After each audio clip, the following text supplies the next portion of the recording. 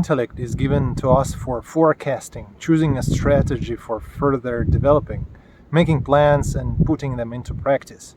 Notably, some plans are easily implemented as if by themselves, whereas others are bound to remain figments of our imagination. Moreover, there are people whose ideas, even the smallest ones, are realized flawlessly with the wet finger, and there are people who plan a lot, but their vast schemes don't benefit them at all. So, why does it happen? On the one hand, the answer is quite simple. Only those plans can be really implemented that are anchored to reality. If there is no discernible connection to reality, they are by no means plans, but fantasies based on illusions and conjectures.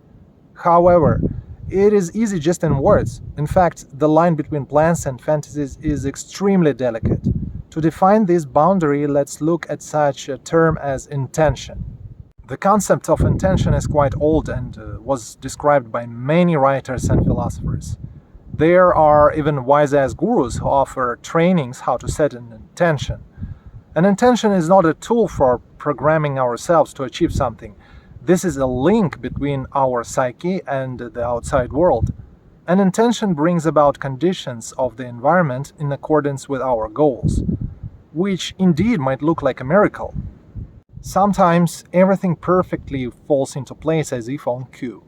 Resources, connections necessary for realization of our idea, people appear out of nowhere.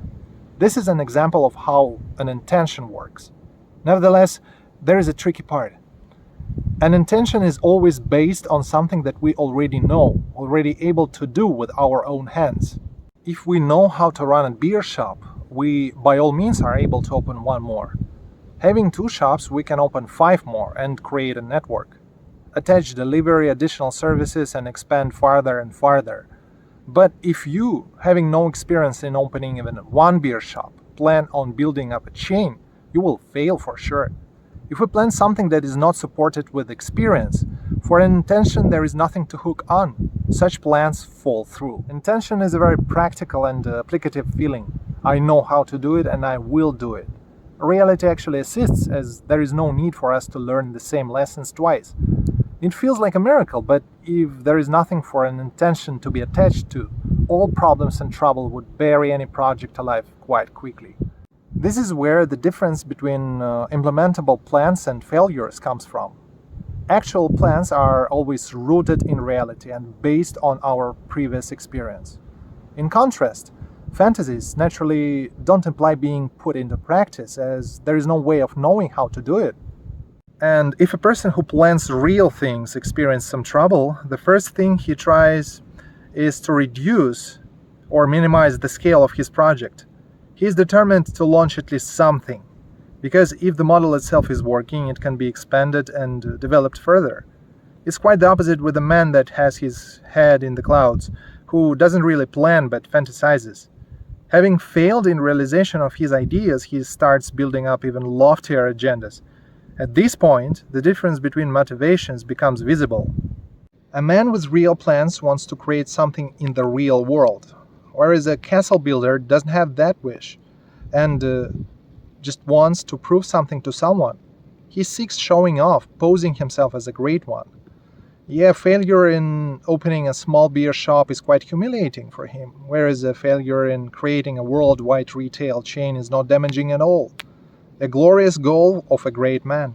He tried, but he didn't succeed, it happens, but he kind of remains great as the task he took on was of a really great scale. At the end of the day, the results are quite predictable. People who try to implement real plans succeed, whereas airmongers become urban madmen. I bet you all know such people. They usually write books about how to save the world and claim to understand rights and wrongs. At the same time, they are not capable of fixing their own toilet when it breaks down. Of course, you mustn't take such people seriously. In contrast, if you run into a person who develops and implements plans anchored to the real world and based on his previous experience, by all means, don't be afraid of working with him, learning from him, joining him. It is absolutely safe to invest either your money, time, or any other resources into his ideas.